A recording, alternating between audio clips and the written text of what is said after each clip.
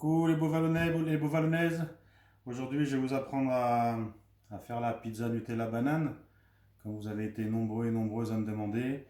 Et puis en même temps, je vais vous apprendre à étaler la pâte à la main.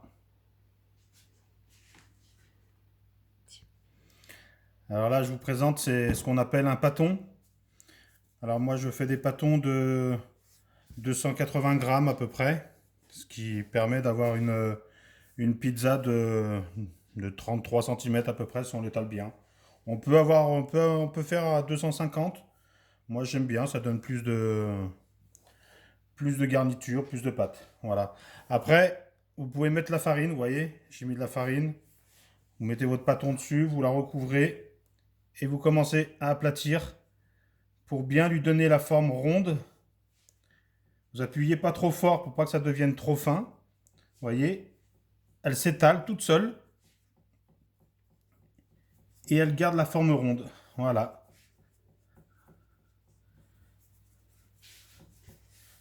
Voilà. Vous voyez, je l'ai un tout petit peu agrandi un peu plus. On va encore l'agrandir. Je vais vous montrer comment positionner vos mains. Donc, vous mettez bien vos mains à plat comme ça. On appelle ça à midi. Et vous allez faire midi 5. Ça veut dire que la main de droite ou la main de gauche, selon si vous êtes droitier ou gaucher. Voilà, moi je suis droitier, donc ma main droite va venir à midi 5, à 5. Donc voilà. Ma main gauche ne bouge pas. Elle maintient juste la patte. Et je tourne. Vous voyez ma pâte, elle est ovale. Donc pour qu'elle redevienne ronde, je refais la même chose, midi 5. Et là, ma pâte, à petit, va s'agrandir. Midi 5. Vous voyez? Puis après, quand on va de plus en plus vite, on fait... Voilà. Alors la main gauche, pour moi, elle n'aplatit pas sur la pâte. Elle sert juste à maintenir. Et avec ma main droite, je tire. Là, je n'aplatis pas. C'est juste pour maintenir ma pâte. Voilà. Voilà, j'ai étalé ma pâte, j'ai retiré la farine en dessous. Vous voyez, ma pâte est bien ronde. Alors, vous pouvez soit étaler votre Nutella directement dessus et mettre vos bananes et au four. Moi, je ne fais pas comme ça parce que le chocolat, je trouve qu'il est moins bon avant. Après, je veux dire. Alors du coup, ce que je fais, je mets le chocolat sur la moitié de la pâte. Je mets mes bananes et je le ferme en chausson. Ce qui permet en même temps de le protéger. Puis vous verrez à la fin, je rajoute un petit peu de sucre glace dessus. Vas-y. Voilà. Alors, vous voyez, j'ai mis mon Nutella, parce que là, en attendant que je prépare ma pâte, mon four, ça fait un petit moment qu'il chauffe. J'ai posé mon pot de Nutella sur la cuisinière. Vous voyez, il est un peu plus coulant et un peu plus facile à étaler. Voilà, vous voyez, je mets à peu près sur la moitié. Je ne vais pas complètement sur les bords pour que je puisse la fermer correctement après. Sinon, ça va déborder.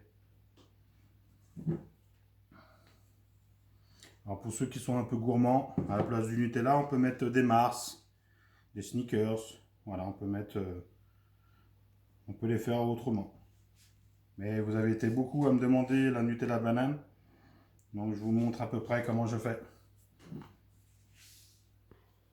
Voilà, j'ai coupé mes morceaux de banane en deux. Vous voyez, j'ai pris deux bananes. Alors, je les ai volontairement laissées mûrir pour qu'elles aient un peu plus de goût. Enfin, moi, je sais que je préfère comme ça. Alors, il me manque des bouts de banane parce que ma belle-fille m'en a piqué. Bon, je pense que j'en aurai quand même assez.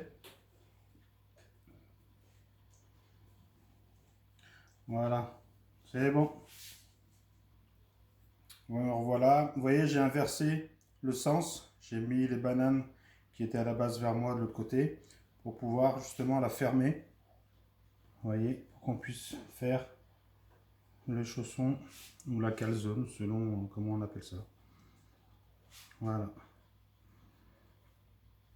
Et après on ferme.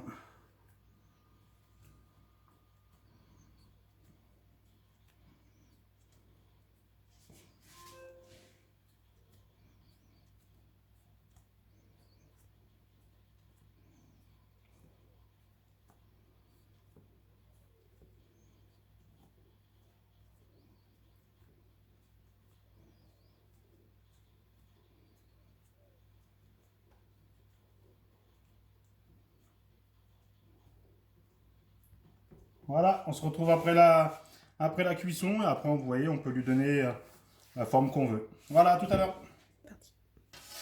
Et voilà, ça sort du four.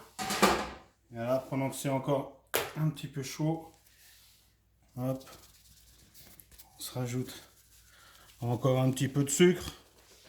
Hein. Il paraît qu'il faut faire du sport en ce moment. Voilà, il ne restera plus qu'à découper et à manger. À bientôt.